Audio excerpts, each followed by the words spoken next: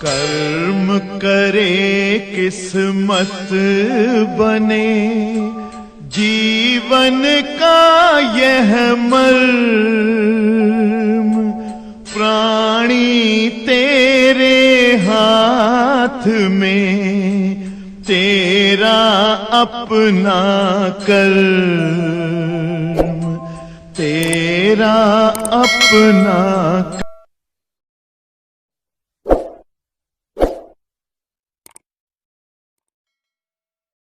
अंशाल table के question number 6 का दूसरा वाला खंड, संयुक्त सूत्रदर्शी द्वारा स्पष्ट दृश्य की न्यूनतम दूरी में प्रतिबिंब प्राप्त होने के लिए किरण आरेख और आवर्धन क्षमता का व्यंजन।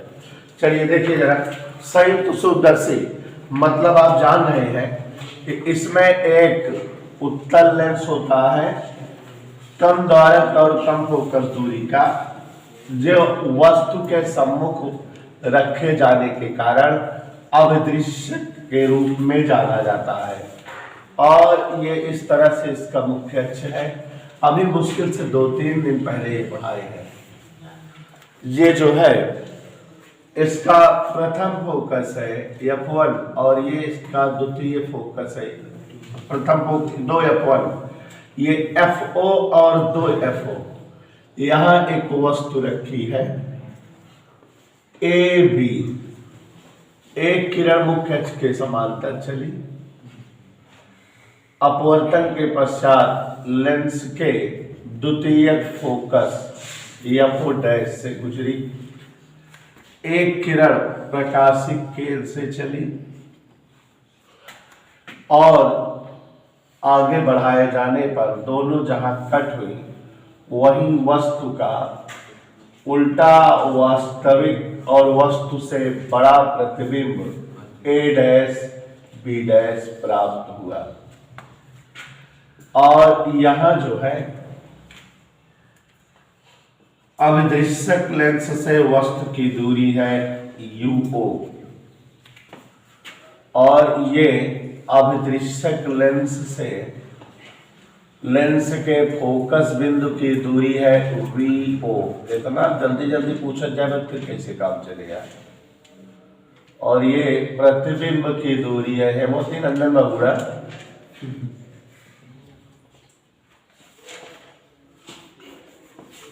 ये फोकस दूरी है और ये प्रतिबिंब की दूरी है। अभिदृश्यक लेंस से बने प्रतिबिंब को अभिनेत्रक लेंस के बहुत नजदीक सेट करते हैं, उसके प्रकाशिक केंद्र और प्रथम फोकस के बीच में, जिससे वस्तु का प्रतिबिंब बड़ा प्राप्त हो सके। तो यहाँ अभिनेत्रक लेंस है जो अभिदृश्यक लेंस से अधिक द्वारक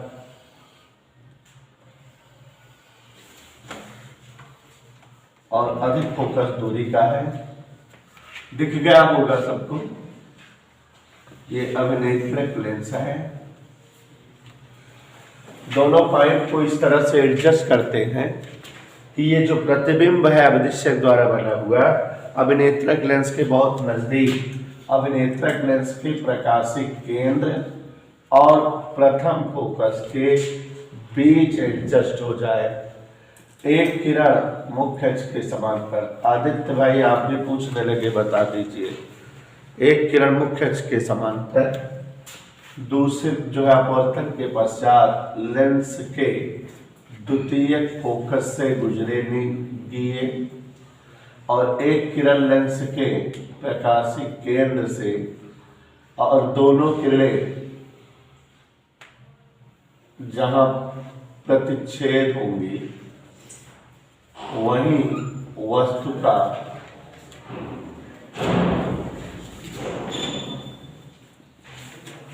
प्रतिबिंब बनेगा और ये प्रतिबिंब इस तरह से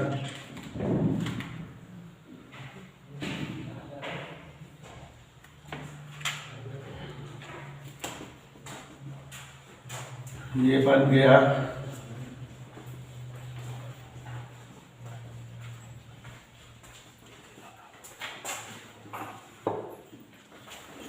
ए double dash B double dash. Ayush एक बार समझा दे रहे बेटा तुमको क्या। ये संयुक्त सूत्रदर्शी वाला जो तुमको बहुत आता है, ये एक जो है अवदिश्यक लेंस है, कम द्वारा कम फोकस दूरी का। देखो जब इस लेंस से यहाँ पर एक वस्तु ए बी रखी है, मुख्य अक्ष के समांतर एक किरण चली, एक प्रकाशिक केंद्र से, दोनों अपवर्तन के पश्चात ए डैश पर मिली, ए डैश बी डैश प्रतिबिंब बन गया। इस प्रतिबिंब को अब नेत्रक लेंस के बहुत नजदीक प्रकाशिक केंद्र और प्रथम फोकस के बीच एडजस्ट करते हैं और एक किरण मुख्य अक्ष के समांतर चली, एक प्रकाशिक केंद्र से, दोनों पीछे बढ़ाए जाने पर इस तरह से कट हुई और प्रतिबिंब अभिनेत्रक लेंस द्वारा बन गया। ये किरण आरेख आ गया। यहाँ ये जो है कौन सी दूरी है, वस्तु की दूरी अभिनेत्रक से, और ये फोकस दूरी है अभिनेत्रक की, और ये प्रतिबिंब दूरी है अभिनेत्रक से, इस तरह से। और यहाँ आपको ये भी जान रहे हो कि अंतिम प्रतिबिंब ये जो कोण बनाता है इसी को बीटा कहते हैं।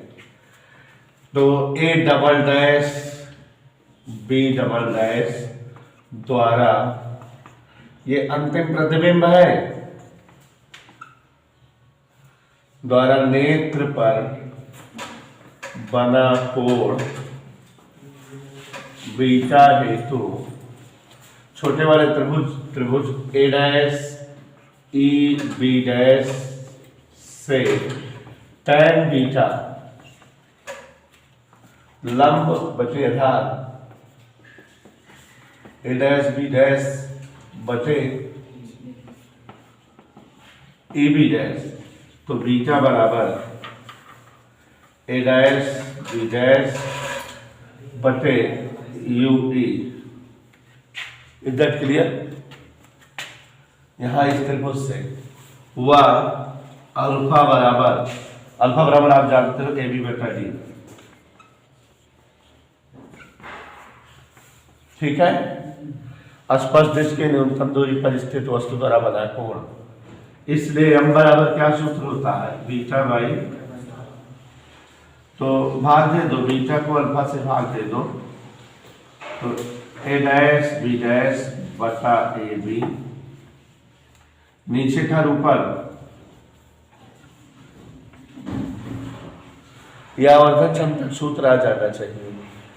चूंकि ए डैश बी डैश बटा ए बी मीन्स आई अपान ओ अवदिश्यक हेतु, ए डैश बी डैश माने अवदिश्यक के लिए प्रतिबिंब और ए बी माने अवदिश्यक के लिए वस्तु। ए डैश बी डैश उल्टी है, उल्टा। आप जानते हो आई अपान ओ बराबर बी अपान यू क्या होता है, वी कहाँ है, इसके लिए वी ओ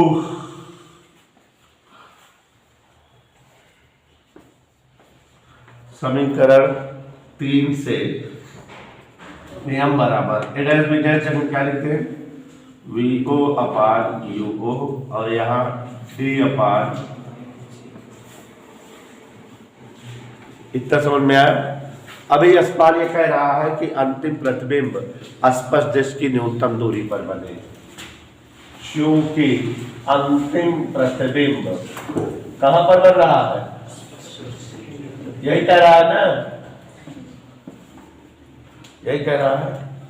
तो यहां यू इस side minus U P, F E focus दूरी, वी इधर प्रतिबिंब बना है, इसलिए 1/v माइनस 1/u बराबर 1/f। लेंस के लिए क्या सूत्र होता है, 1/b माइनस 1/u बराबर 1/f होता है। अनमोल डी से गुणा कर दो, किससे, डी कट गया, माइनस 1 माइनस माइनस डी अपान, तो डी अपान यू ई बराबर माइनस 1 उधर ढकेल दे, तो m बराबर क्या आया है माइनस वीओ अपान यूओ डे अपान यू के बाद रवि का आया है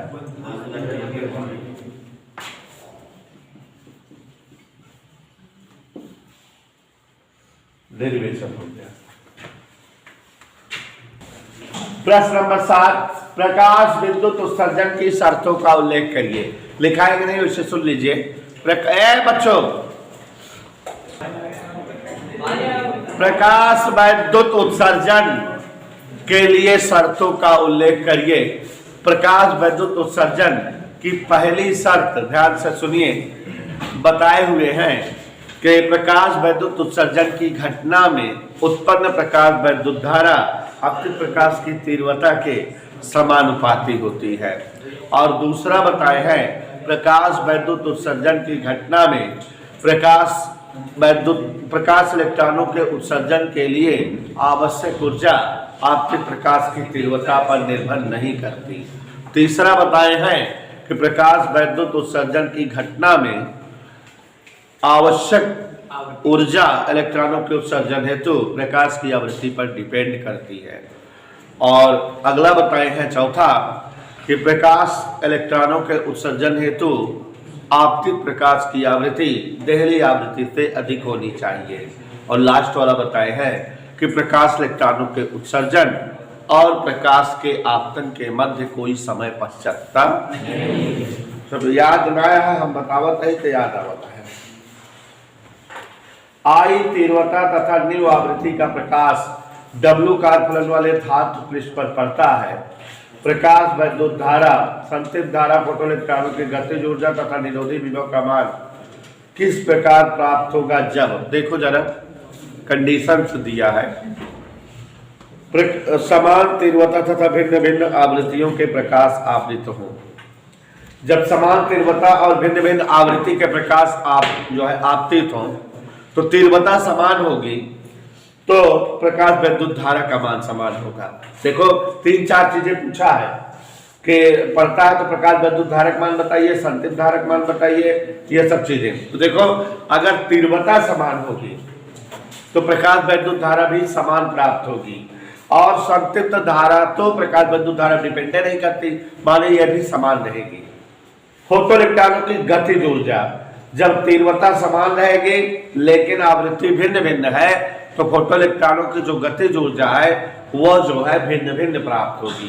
क्यों? क्योंकि आवृत्ति पर डिपेंड करती है ऊर्जा। ठीक है सिद्धार्थ? तो समझ में आ रहा है प्रकाश विद्युत धारा समान प्राप्त होगी, संतृप्त धारा समान प्राप्त होगी, लेकिन फोटो इलेक्ट्रॉनों गतिज ऊर्जा क्या रहेगी? भिन्न भिन्न। और निरोधी विभव का मान, तो निरोधी विभव तीव्रता पे डिपेंडिंग नहीं होती है लेकिन आवृत्ति पर डिपेंडिंग होगी, तो निरोधी विभव भी अलग अलग स्तर का रहेगा। दूसरा खंड है समान आवृत्ति और भिन्न भिन्न तीव्रता के प्रकाश हो। तो जब आवृत्ति समान है तो उलट जाएगा, गतिज ऊर्जा समान रहेगी और निरोधी विभव समान रहेगा, संतृप्त धारा समान रहेगी लेकिन प्रकाश विद्युत धारा भिन्न भिन्न रहेगी। अथवा वाला क्वेश्चन कोर्स में नहीं है, जेनर डायोड वाला। ठीक है। क्वेश्चन नंबर 8 एम्पियर का परिपथी नियम क्या है? इसकी सहायता से धारावाही परिनालिका के भीतर चुंबकीय क्षेत्र का व्यंजक प्राप्त करिए। तो आपको बताए हुए हैं एम्पियर का परिपथी नियम किसी बंद पृष्ठ से गुजरने वाले चुंबकीय फ्लक्स का रेखीय समाकल परिपथ में प्रवाहित संपूर्ण धारा का म्यू नॉट गुना होता है। Integration vector B dot vector DL equal mu not into I. अब जो है भूल गई हो क्या नाम है तुम्हारा Soni? Integration vector B dot vector D L बराबर म्यू नॉट इंटू आई। आज सब एग्जाम है, एग्जाम में है सब। यही है एम्पियर का परिपथी नियम। ध्यान दीजिएगा क्वेश्चन कह रहा है कि धारावाही परिनालिका के भीतर चुंबकीय क्षेत्र की तीव्रता का व्यंजक याद आ रहा है? चुंबकीय क्षेत्र तीव्रता का व्यंजक जो एक डेरिवेशन कराए थे, लंबी परिनालिका के कारण उत्पन्न चुंबकीय क्षेत्र की तीव्रता वही वाला है कि यहाँ पर जो है लंबे धारावाही परिनालिका के कारण उत्पन्न चुंबकीय क्षेत्र इन चुंबकीय बल रेखाओं द्वारा, ऐसे याद करो, याद आया सिरताज? ये इस तरह से जो है लंबे धारावाही परिनालिका के कारण उत्पन्न चुंबकीय क्षेत्र को इन चुंबकीय बल रेखाओं द्वारा दिखा रहे हो। और यहाँ पर जो है एक आयताकार काल्पनिक पृष्ठ हो, पृष्ठ का नाम याद करो, ABCD, जिसमें धारा बह रही हो I, ऐसे ऐसे ऐसे। तो आप जान रहे हो संपूर्ण चुंबकीय क्षेत्र का रेखीय समाकल प्राप्त करना होता है। तो इधर चुंबकीय फ्लक्स से याद करें, इधर इधर इधर सब जगह निकालें। तो देखो पहले A से B तक, A से B तक की लंबाई मान लें x है। तो चुंबकीय क्षेत्र का रेखीय समाकल vector B dot vector dl A से B, याद है? देखोगे सब लोग। फिर इधर का चुंबकीय flux B to C vector B dot vector dl, याद है इसको? फिर C to D vector B dot vector, फिर D से A,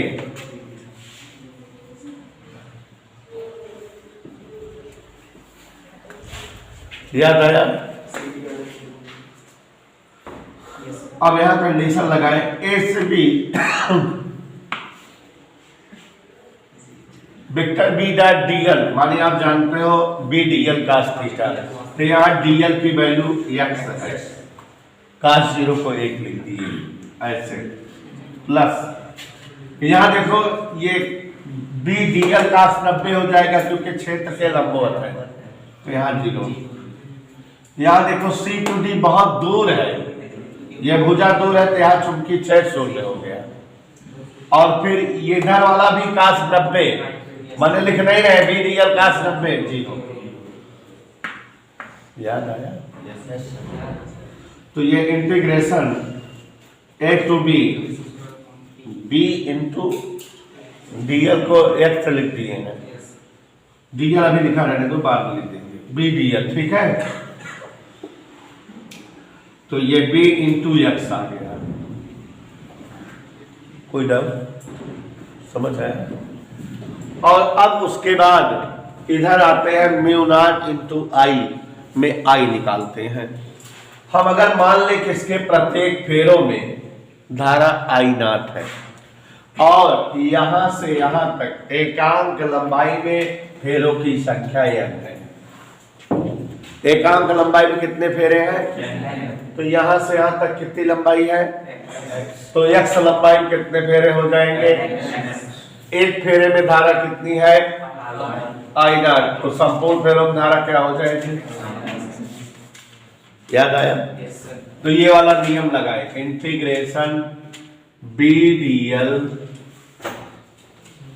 equal mu not into I.